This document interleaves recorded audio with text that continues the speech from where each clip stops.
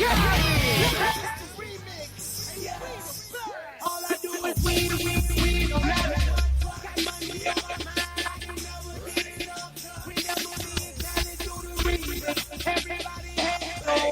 Hey, showtime. And they stay there. And they say yeah.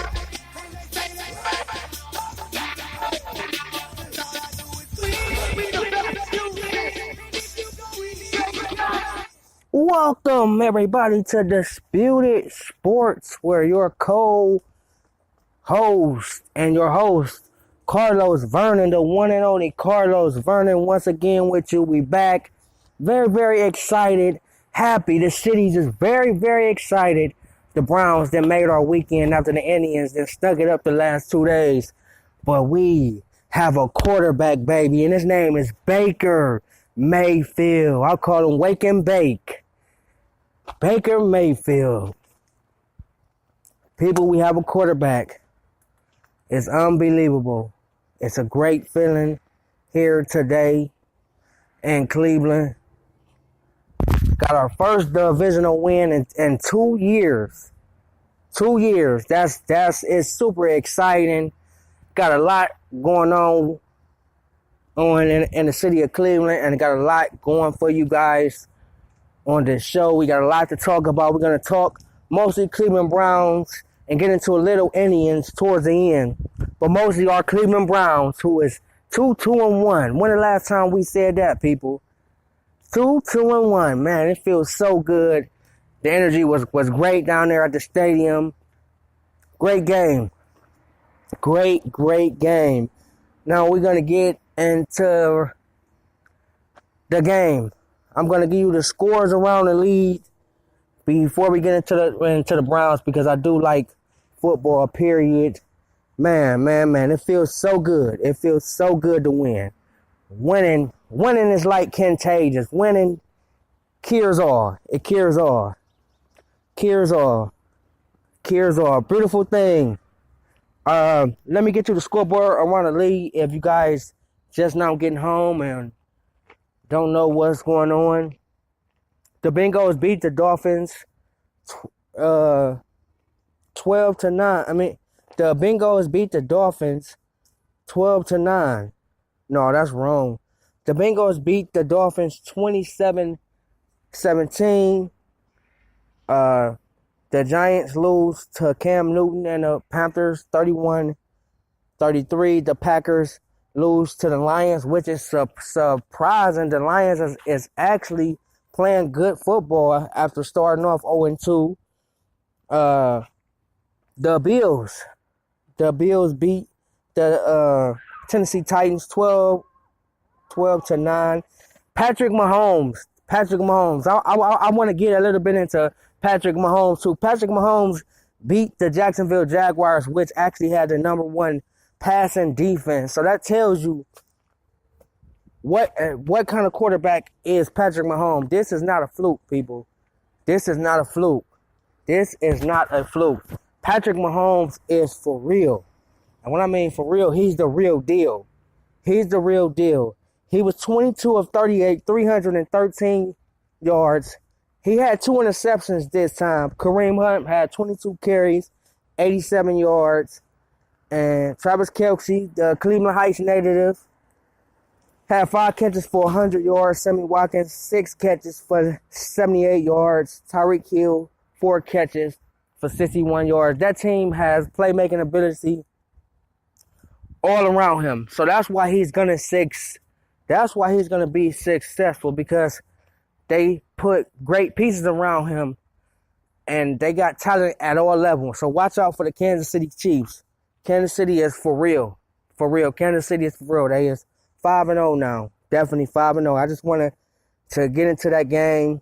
The Steelers beat the Falcons. The Falcons is just an overrated team. They got talent, but they just don't know how to put it together.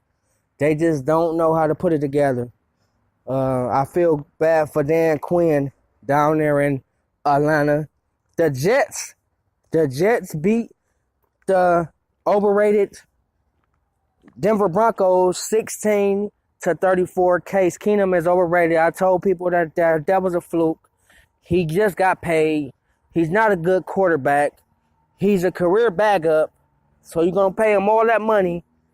And that's John Elway for it. That's his problem. Sam Darnold won. And of course, Thursday night, the coach lose to Tom Brady and the New England Patriots when everybody was worried about them, so-called worried about them. You can't be worried about a great franchise. Like I just said, winning is contagious. And that's what Bill Belichick do. Bill Belichick win ball games. That's all I can say. He just knows how to win. Him and Tom Brady know how to win. Tonight is going to be a good one on NBC. It's going to be Dallas against Houston. That's going to be a great matchup. And a couple games that's in progress. The Raiders is losing to the Chargers, who we face next week, 26-10 at halftime. And the Arizona Cardinals is leading the quarterbackless San Francisco 49ers and the Rams, who is the best team in football. Between them and Kansas City, we're going to get into that another time. But they actually losing to Russell Wilson 31-30 and the Seattle Seahawks 31-30. So that's going to wrap up the scoreboard. Now let's get into some more. Let's get into our Cleveland Browns. Man. Like I said, it was a great win today. Great victory today. Big win. Because if we wouldn't have won that game, we couldn't have said playoffs because we would have been 2.5 back. Baltimore would have been 3-0 in the division. So that was a big win. Some keys to the game is our defense. I told you when the defense is not on the field for too long that we gonna win ball games. Last week, the defense was on the field too long. This week, the offense was driving, keeping the defense on the sideline. So that's the whole key to this win. Our defense played lights out. I mean, lights out.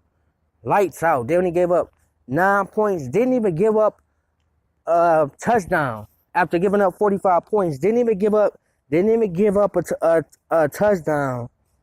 That is great.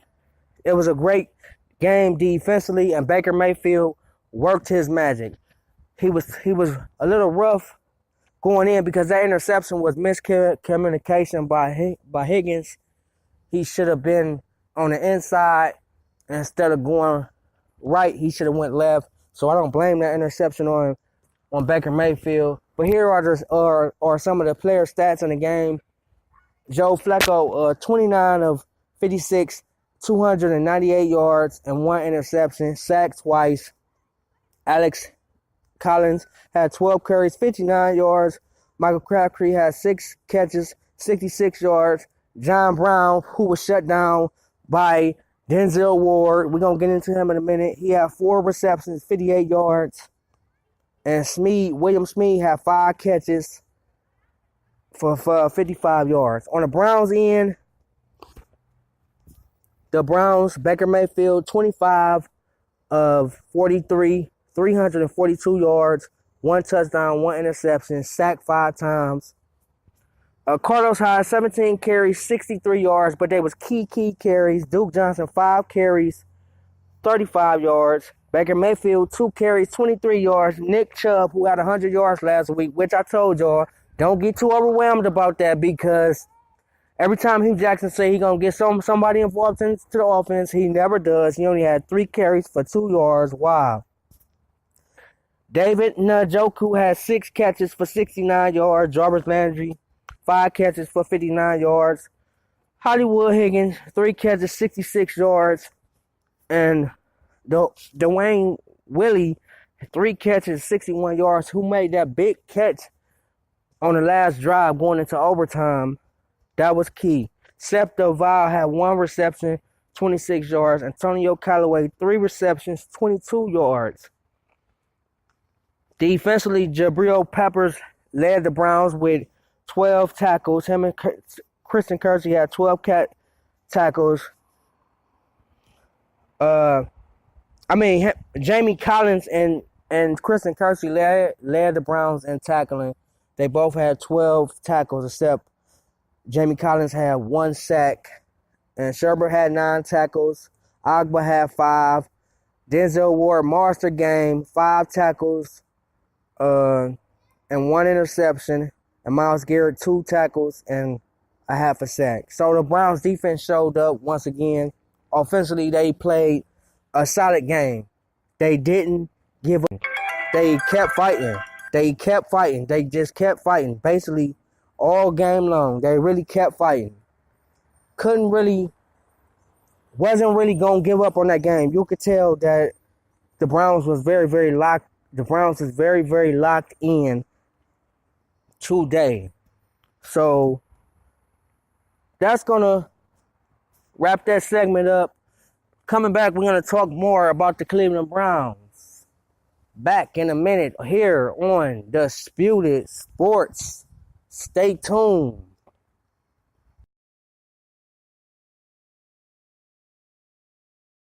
Preparation. But one thing I never thought to prepare for was cervical cancer. 91% of cervical cancers are caused by the human papillomavirus, or HPV. 1 in every 4 Americans is infected with HPV. For many people, the virus hides inside them and they never develop symptoms. But for others, HPV links directly to cancer. My cancer almost ended my career. It almost ended me. The good news is there are vaccines that can protect you or your children from cancer. The HPV vaccine is recommended for children 11 to 12 years old, and a catch-up vaccine may be an option for teens and young adults. Talk to your doctor. You don't want HPV hiding inside of you. Go to thinkaboutthelink.org to learn more. Together, we can stop cancer before it starts.